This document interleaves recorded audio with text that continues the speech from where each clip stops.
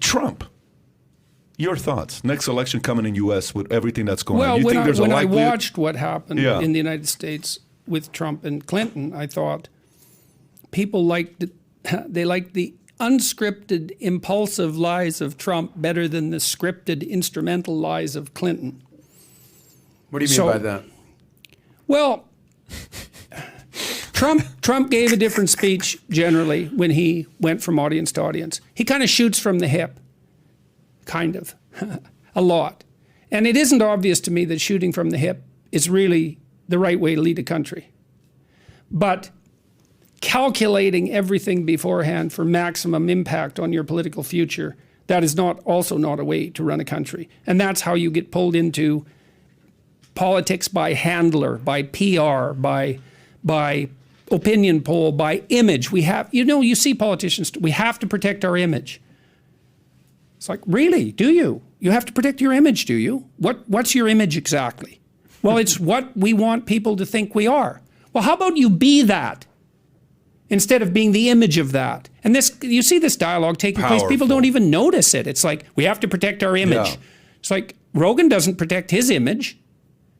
He doesn't have an image. He's actually there, which is why people are listening to him, or come up with some other excuse. He's a gateway to the alt-right. It's like, really, this left-leaning person with high degree of sympathy for socialist views on the working class site, who's a psychedelic experimenter, hippie, countercultural person, is a gateway to the alt-right. Really, that's Rogan your story. You're talking about. Yeah, of all the stupid stories, right. It's so ridiculous.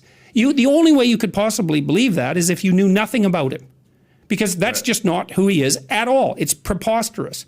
But the only other explanation is that people are listening to him because they trust him, because he's trustworthy. Well, God, could that possibly be? And all the media forces that are arrayed against him aren't trustworthy. It's like, well, a lot of that, as we already talked about, that's a consequence of rapid technological transformation. How much of that is based on the conversations he has regarding the vax? Because prior to COVID or even vaccine mandates, nobody thought that he was center-right. Nobody. Oh yeah, he was no, he was getting that because he was before COVID. Yeah, he was hypothetically, a founding father of the intellectual dark web, and that was going back 5 years ago. And everybody viewed everybody who had a mainstream view, let's say, viewed all the people who were in the intellectual dark web, for lack of a better term, as gateway to the alt-right. Brett Weinstein and his wife Heather, those terrible right-wingers. It's so preposterous. Right. And Sam Harris as well, another hyper-conservative person. So not that. It's just not that at all. Not at all. Are these people actually tuning in and listening, or are they just making assumptions? Oh no, they don't listen. No, people who criticize.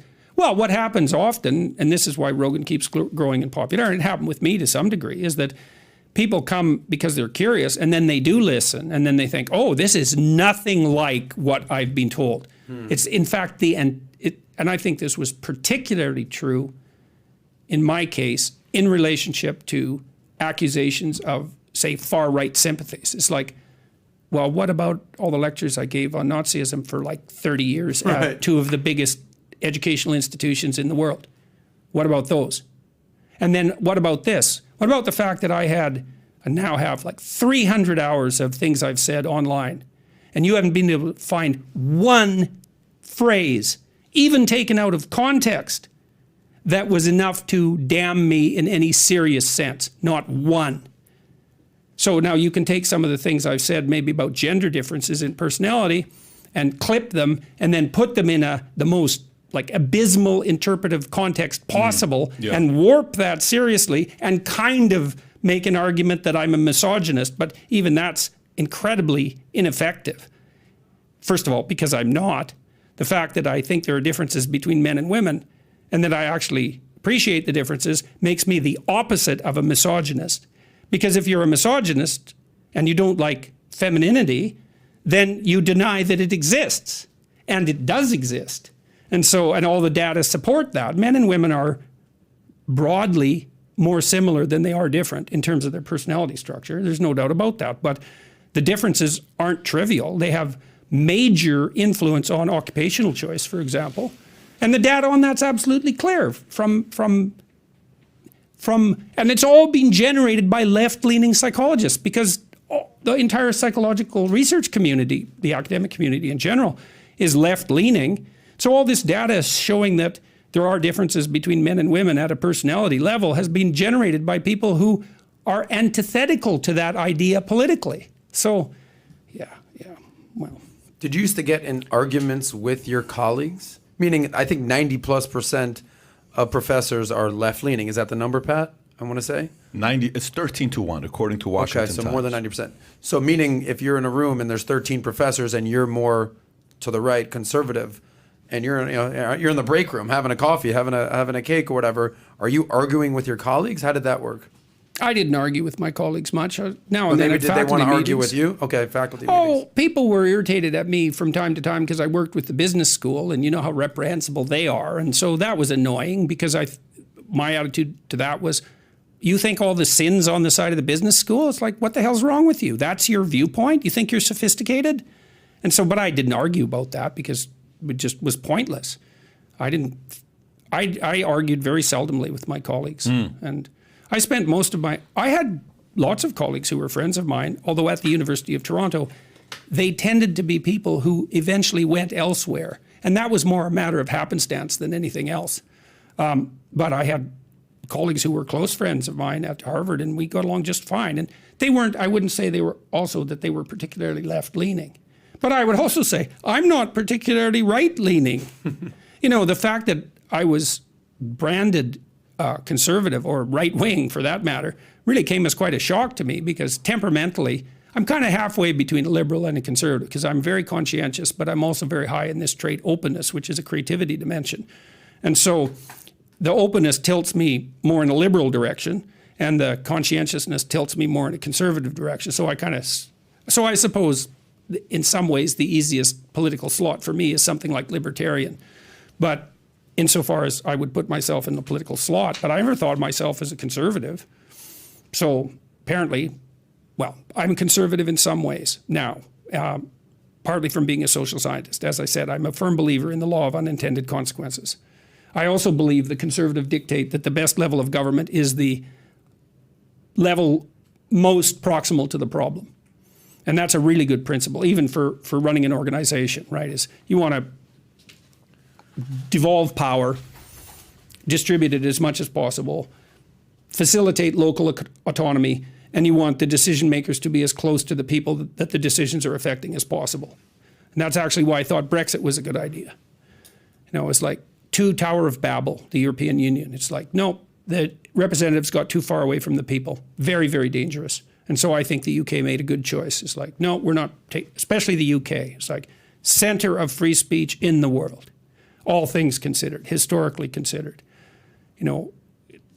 Americans and Canadians differ on this to some degree, but in Canada, we kind of view the American Revolution as Englishmen standing up for their rights. As Englishmen standing up for the Yeah, rights. well, the UK had a very well-developed tradition of belief in intrinsic human rights long before the American Revolution.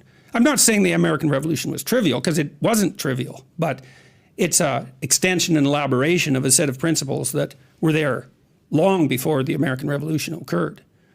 And so, as a Canadian, do you think America is the greatest country in the world?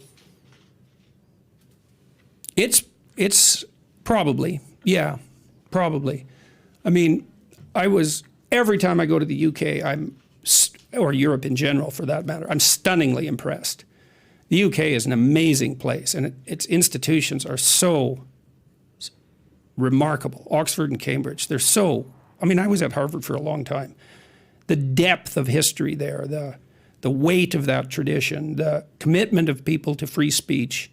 The UK is an amazing country. The United States has the advantages of the UK, and then it's much bigger. You have a huge population. It's incredibly diverse. Your political institutions also allow for a diverse range of experiments at the state level. That really seems to be working out well, much better than in Canada.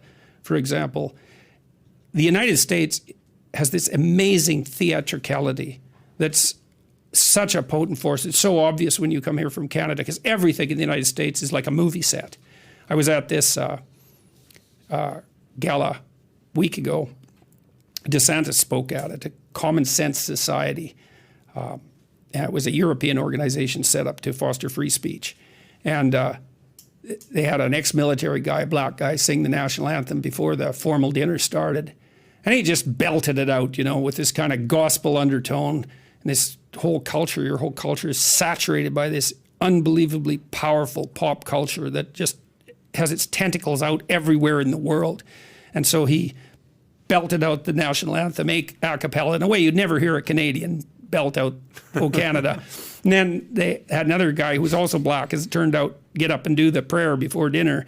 And you could just see him channeling that kind of gospel evangelism that's a big part of Southern U.S. culture. And so that was amazingly theatrical. And Do you want to attempt to reenact that? no, I couldn't do it justice. And then, they showed this video about freedom that was all theatrical. And the Americans, you Americans are you're unbelievably good at that. It shows a culture that has this immense belief in its dream. And that manifests itself especially in pop culture. It just manifests itself everywhere in pop culture. And American pop culture clearly dominates the world. And part of it is that dream of a better future that's accessible to all, that is given voice through all of that pop culture. I mean, including the automobile, for that matter, because that's an expression of pop culture. And it's certainly not obvious to me at all that it wasn't the automobile that doomed the communists, because nothing says freedom and individual sovereignty like a 16-year-old with a 400 horsepower Mustang. And I know perfectly well if the automobile was invented today, that no ordinary person would be able to have one because they'd be too dangerous. You have to take a 10-year course and then pay $1 million a month for insurance and be encased in styrofoam. And the car, that's a bloody miracle. It's like, well, why don't we let people go wherever they want in these unbelievably dangerous contraptions? What because a point. There's almost nothing more dangerous than driving, right? And you let kids do it. It's like 16, you can drive, why not? It's like, well, because you run people over. But you can't drink. You can't have a beer. Yeah. But it's so wonderful. And you have all this autonomy in a vehicle.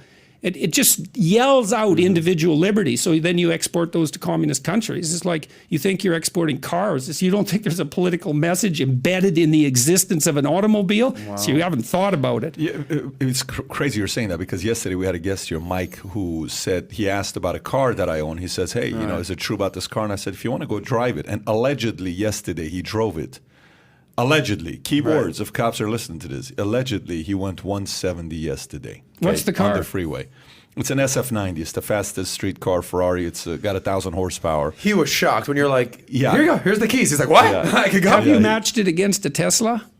Well, 0 to 60, Tesla would destroy. Yeah. But to like 210 miles an hour, it's just going to destroy. The Ferrari's going to. Jordan, would you like to drive the car after the show? No, I mean, by the way, for first time he came to Dallas, I think I took you. You did. I drove you to your hotel and to meet your wife, right? Because you guys would always travel together. Very good conversation. What did you have? What car was that? That was what did I drove you in a Bentley? Oh, that was a blue Rolls Royce convertible. Oh, it was a Rolls. It was a Rolls. We're at a red light. Guy into the car next to us is like,